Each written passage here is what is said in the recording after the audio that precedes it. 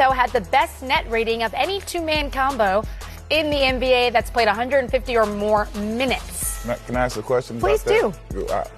You could put LeBron and whomever, and it's going to be right up there. You're absolutely right. Right or wrong, right? But we talking about Caruso. Let's go. You're absolutely right. All right. You know who else has been talking about Alex Caruso? Anthony Davis. Let's listen. He always seems to make the right play, and he always seems to be in the right position at the right time, all the time. He's tough, big guard, finishes well, shoots well, he reads the defense well.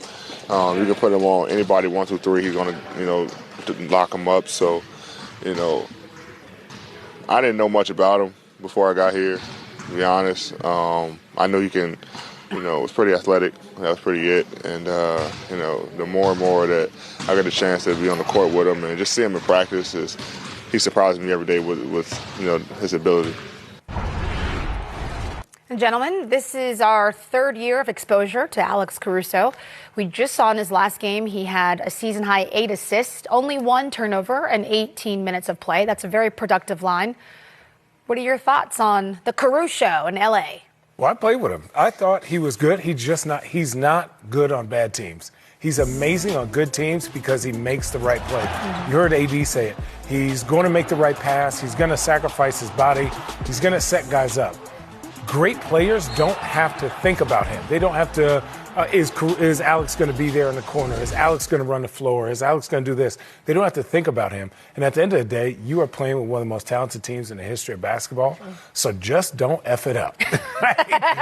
Make the right play. Advice. He's doing it. Spoken from a man with experience.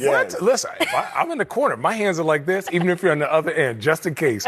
He's doing what he's supposed to do. He comes in limited minutes. He wrecks havoc. The fans love him. He is that centerpiece for their team where Dwight and AD and Bron and KCP and Rondo all can gel, and he just fits in with everybody. So congrats to him for embracing that, and I'm glad that he's doing good for it. Yeah, I totally respect this kid and how he approaches the game, and he totally takes everything serious, and he does it. I mean, the fans have gotten out of hand with it, trying to vote him into the All-Star game, and he's become like a folk legend and things like that. But, I mean, to his credit, he hasn't bought into any of that, and he goes out there, he works hard. To what Channing said, he plays his role extremely well. I mean, you would think he's averaging like 15 points or something, the way that he excites the team and pumps the team up every time he gets in and does something.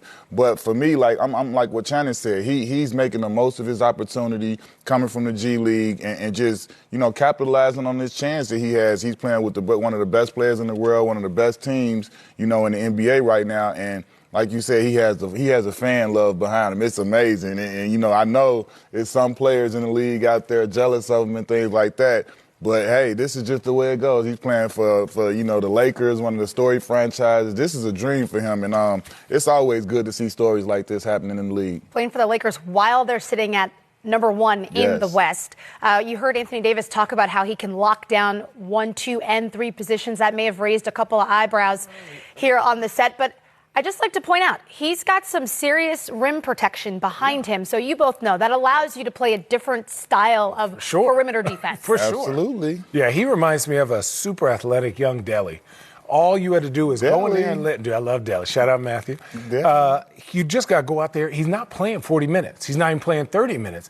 He has 6-minute spurts where he's like, make everybody else miserable, right? He's going to play defense the correct way. He's athletic. He is a big guard. And when you have that freedom of mind to just say, oh, I have Anthony Davis, Defensive Player of the Year, Dwight Howard, Defensive Player of the Year, LeBron, Rondo, KCP, Danny Green. I have free reign. I don't even need to worry about what's behind me. No, seriously. Right? So he's doing exactly what he needs to do with no sense of pride. And he's just energizing their team with just coming in with that burst of energy. What he is when, when the coach would tell us, like, listen, I don't care about this, I don't care about that. I just want you to go play hard. Play hard until I need to take you out of the game. Yes. That's what Caruso is. He knows in his mind, and he's smart, too. You have to give him credit for being smart and knowing. I can go out here and go all out for my 4 or 5 minute stretch because I know that I'm, one of the guys coming back in. And there's the outside shot that I could extend these 4 or 5 minutes. If I really get it turned up the way that he does sometimes, I could go from 4 to 5 minutes to 6 or 7 minutes and stretch my time out. You seen sometimes down the stretch, he closes some games out because he's got the team on fire. He's got the crowd going, he's going, and all of those different things add up into momentum. So he's smart. He's doing exactly what he's supposed to do, and he's doing it extremely well. So I'm like you said, I'm happy for him, man. Perfect segue, Q. You said he sometimes closes games out. That leads us to our next topic of discussion. Is he part of the best lineup that the Lakers may have? When you talk about who should close games for the Los Angeles Lakers, obviously you have LeBron James and Anthony Davis. Who are the other 3 pieces of that puzzle? Is this a playoffs or is this a regular season game? Let's say this is playoffs. This is playoffs? Against the Clippers. No. Oh, no. Against the Clippers. No. I wrote this down. I got Danny Green, KCP, big fella, Anthony Davis, and Dwight Howard. Those are your money guys. Now, you could also add Rondo in there. You could also, if they're going small, put Markieff Morris in there, depending on where he's at, if you need that kind of size. They have a lot of options, but this is who I'm going with because it's crunch time. These guys have been through it. These guys have been through the fire. They've been on really good teams.